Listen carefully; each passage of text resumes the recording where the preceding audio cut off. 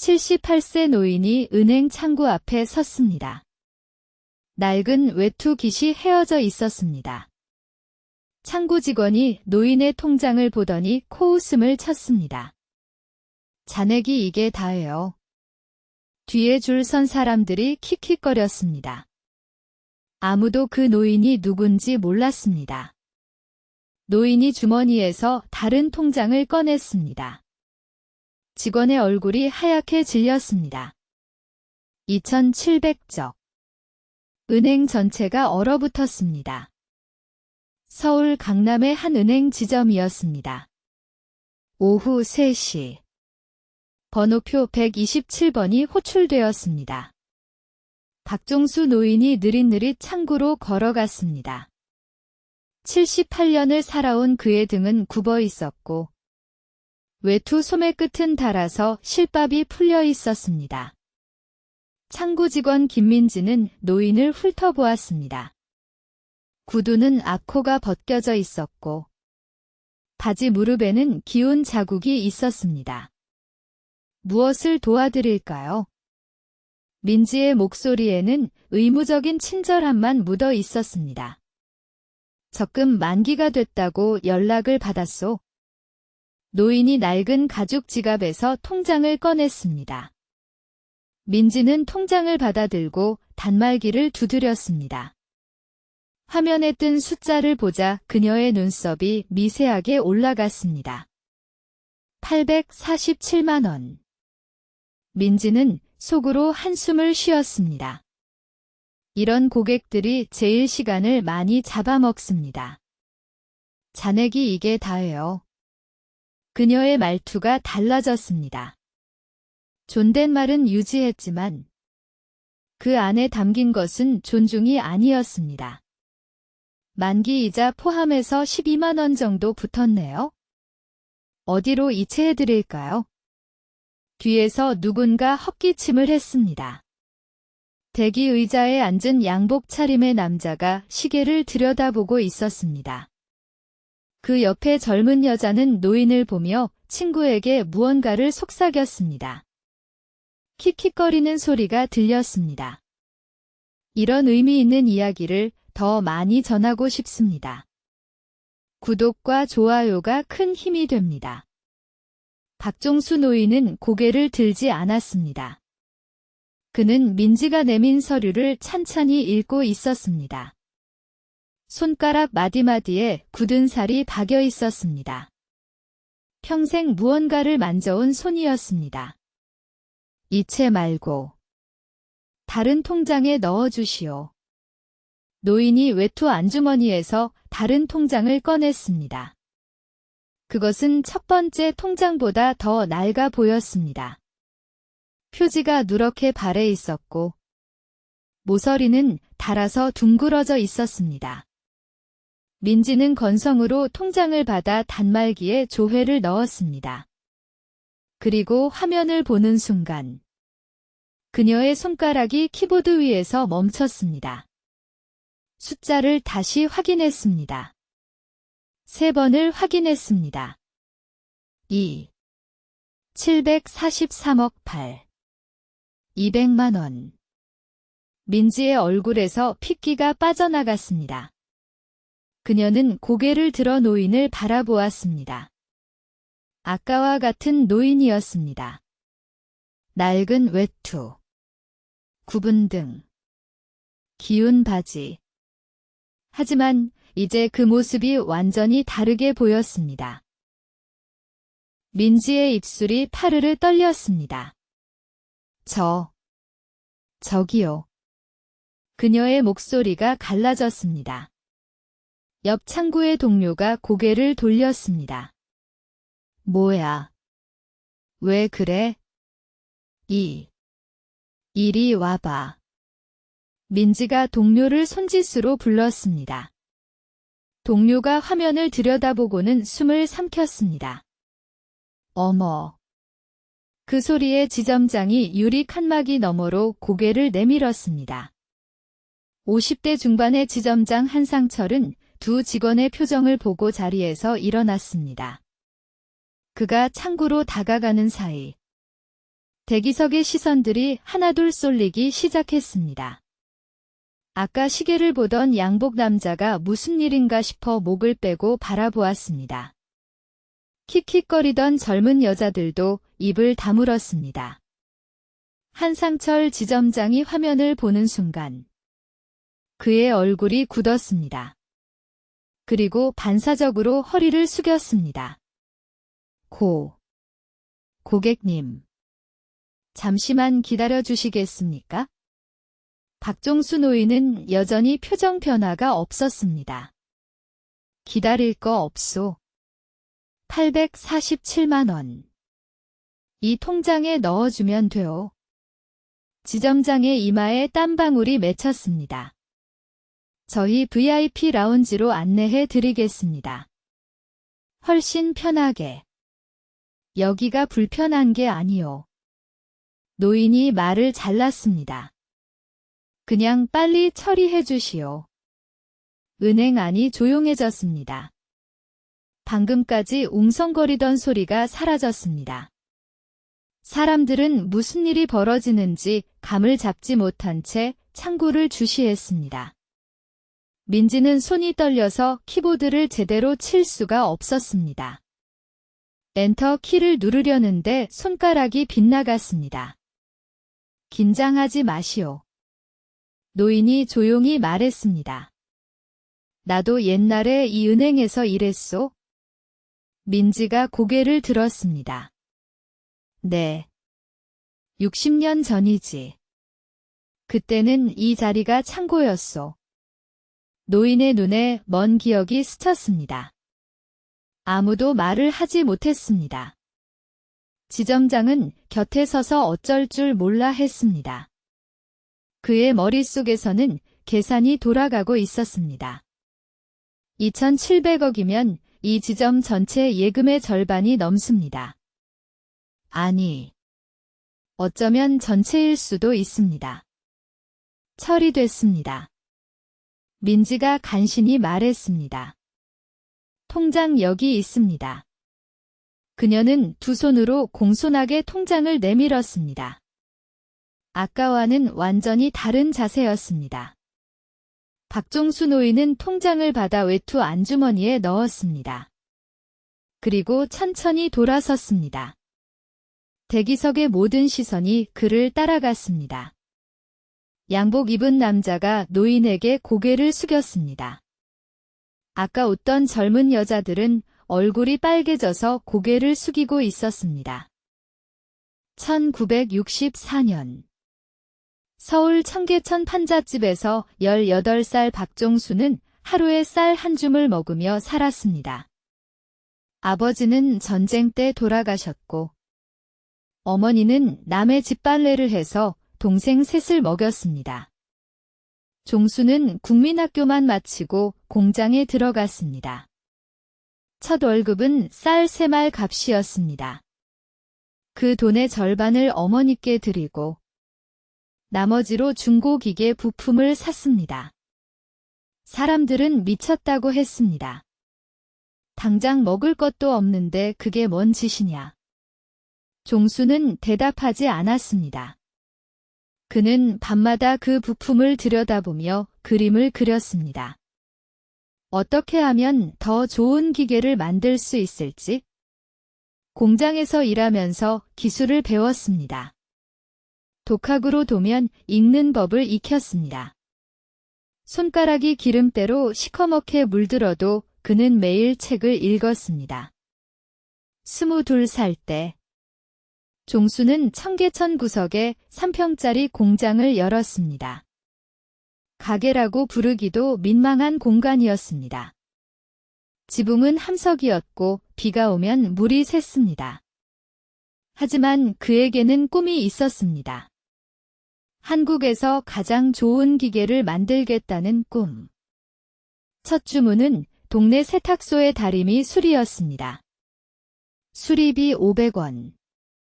종수는 그 다리미를 보통 수리 기술자들의 3배 시간을 들여 고쳤습니다.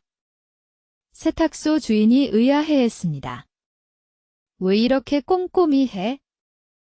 한 번 고치면 10년은 쓰셔야지요. 종수가 답했습니다. 그 말이 입소문을 탔습니다. 청계천의 영세 상인들이 하나둘 찾아왔습니다. 재봉틀, 프레스, 절단기. 종수가 손댄 기계는 오래 갔습니다. 그러나 돈은 모이지 않았습니다. 번 돈은 고스란히 새 기술을 배우는 데 들어갔습니다. 일본 기계 잡지를 구해 밤새 사전을 뒤져가며 읽었습니다. 어머니는 종수가 걱정되셨습니다. 너도 이제 장가 가야 할 나이인데 돈 벌면 갈게요. 어머니. 하지만 종수의 눈에는 다른 것이 보였습니다. 한국은 변하고 있었습니다. 공장들이 들어서고 수출이 시작되고 있었습니다. 그는 알았습니다. 때가 오고 있다는 것을, 그리고 그때를 위해 준비해야 한다는 것을. 1973년 종수의 기회가 왔습니다. 구로공단이 확장되면서 기계 수요가 폭발했습니다. 일본산 기계들이 밀려 들어왔지만 고장나면 수리할 곳이 없었습니다. 종수는 누구보다 먼저 일본 기계의 구조를 파악했습니다. 그는 단순히 수리만 하지 않았습니다. 어떻게 하면 더 좋게 만들 수 있는지 연구했습니다. 31살의 종수는 첫 번째 국산 프레스 기계를 만들었습니다. 일본제의 절반 가격에 성능은 90%. 소식을 들은 공장주들이 줄을 섰습니다. 하지만 은행은 달랐습니다. 담보가 없으시네요. 기술이 담보입니다. 그런 담보는 받지 않습니다. 종수는 은행 문턱에서 수없이 쫓겨났습니다. 양복 입은 은행원들은 기름때 묻은 그의 손을 보며 인상을 찡그렸습니다. 어떤 은행원은 그에게 이렇게 말했습니다. 어르신 같은 분들이 왜 사업을 하려고 그래요? 그냥 공장에서 일하시지. 종수는 그 말을 가슴에 새겼습니다. 결국 그는 은행 대출 없이 사업을 키웠습니다. 번 돈을 한 푼도 쓰지 않고 재투자했습니다. 가족들은 여전히 단칸방에 살았습니다. 아내는 불평 한마디 없이 공장 일을 도왔습니다. 종수가 35살 되던 해, 그의 회사는 연 매출 10억을 넘겼습니다. 당시로서는 놀라운 액수였습니다. 하지만 종수는 자신을 낮췄습니다. 여전히 낡은 옷을 입고 다녔습니다. 회식 자리에서도 직원들과 같은 음식을 먹었습니다. 사람들은 이상하게 생각했습니다. 사장님, 이제 좀 좋은 거 입으세요. 옷이 일하는 거 아니요. 그것이 종수의 철학이었습니다. 그는 자신이 어디서 왔는지 절대 잊지 않았습니다. 청계천 판잣집, 어머니의 빨래대야, 쌀 한 줌으로 버티던 시절. 그 기억이 그를 겸손하게 만들었고 동시에 강하게 만들었습니다. 1997년 IMF 외환위기가 터졌습니다. 종수의 회사는 연 매출 3천억의 중견기업으로 성장해 있었습니다. 하지만 위기 앞에서 규모는 의미가 없었습니다. 거래처들이 부도났습니다. 받을 돈 500억이 한순간에 휴지가 되었습니다. 은행들은 대출 회수에 나섰습니다. 매일 밤 종수는 사무실에 홀로 앉아 있었습니다. 책상 위에는 직원 200명의 명단이 있었습니다. 구조조정. 모두가 그 말을 했습니다. 절반은 잘라야 합니다. 회장님. 아니요. 회사가 망합니다. 직원 자르고 사는 회사라면 망해도 됩니다. 종수는 다른 선택을 했습니다. 자신의 전 재산을 회사에 넣었습니다. 집을 팔았습니다. 아내와 함께 직원 숙소로 이사했습니다. 그리고 직원들에게 말했습니다. 급여를 50% 삭감하겠소? 대신 나도 똑같이 받겠소. 그리고 우리가 살아남으면 삭감한 만큼 주식으로 돌려주겠소? 아무도 떠나지 않았습니다. 그들은 3년을 버텼습니다. 다른 회사들이 쓰러질 때 종수의 회사는 기술 개발에 집중했습니다. 위기는 기회였습니다. 경쟁사들이 사라지고 시장이 재편되었습니다. 2000년 위기가 끝났을 때 종수의 회사는 업계 1위가 되어 있었습니다. 그리고 그는 약속을 지켰습니다. 삭감했던 급여를 주식으로 돌려주었습니다. 그 주식은 10년 후 수백 배가 되었습니다. 종수의 직원들 중 상당수가 백만장자가 되었습니다. 하지만 종수 자신은 변하지 않았습니다. 여전히 같은 외투를 입었습니다. 여전히 같은 구두를 신었습니다. 사람들은 그를 이해하지 못했습니다. 은행에서 돌아온 종수를 손녀 유진이 맞았습니다. 할아버지, 또 그 외투 입고 나가셨어요? 유진은 걱정스러운 눈으로 할아버지를 바라보았습니다. 20대 중반의 그녀는 종수의 유일한 손녀였습니다. 이 외투가 편해. 사람들이 할아버지 무시하잖아요. 아까도 그랬죠? 종수는 소파에 앉으며 웃었습니다. 주름진 얼굴에 잔잔한 미소가 번졌습니다. 무시. 그거 나쁜 거 아니야? 네. 사람이 어떤 사람인지 알려면 그 사람이 무시해도 되는 상대를 어떻게 대하는지 보면 돼. 유진은 할아버지 옆에 앉았습니다.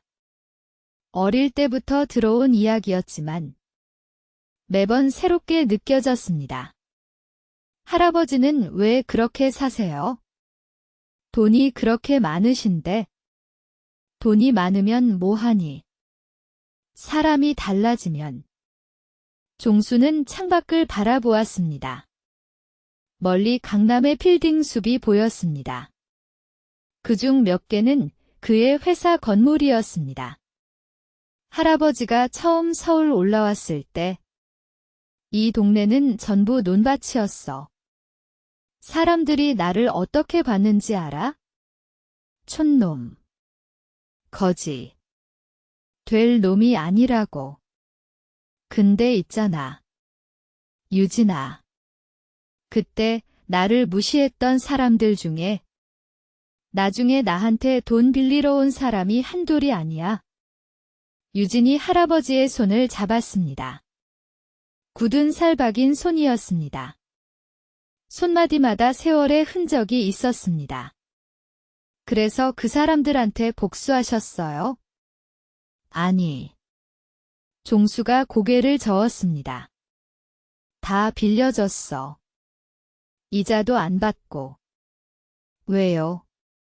그 사람들도 다 힘들어서 그랬던 거야? 세상이 각박하면 사람도 각박해지는 거지? 그 사람들 탓이 아니야? 유진은 할아버지를 바라보았습니다. 78년을 살아온 사람의 무게가 느껴졌습니다.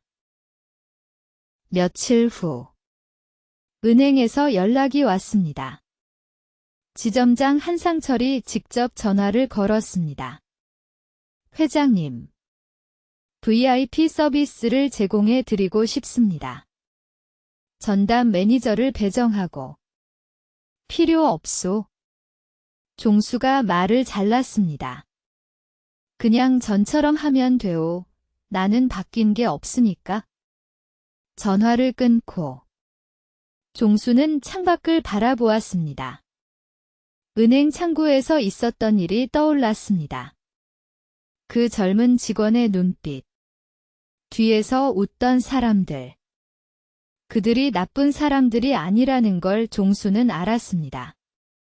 다만 그들은 아직 모르는 것입니다. 사람의 가치가 통장 잔고로 정해지는 게 아니라는 것을. 진짜 부자는 돈이 많은 사람이 아니라는 것을. 종수는 다시 낡은 외투를 입었습니다. 이 외투는 40년 전 아내가 사준 것이었습니다. 아내는 5년 전 세상을 떠났지만 외투는 여전히 종수의 곁에 있었습니다. 기워 입고 또 기워 입었습니다. 여보, 나 오늘도 잘 살았소. 종수가 외투 깃을 여미며 중얼거렸습니다. 유진이 다가왔습니다. 할아버지, 저녁 드시러 가요? 그래. 가자. 두 사람은 함께 문을 나섰습니다. 저녁 해가 종수의 낡은 외투를 비추었습니다. 그 외투 안주머니에는 2,700억이 적힌 통장이 있었습니다. 하지만 종수에게 그것은 그저 숫자일 뿐이었습니다. 진짜 재산은 따로 있었습니다. 함께 위기를 넘긴 직원들, 걱정해주는 손녀, 그리고 60년간 잃지 않은 자신만의 철학. 그것이 박종수의 진짜 재산이었습니다.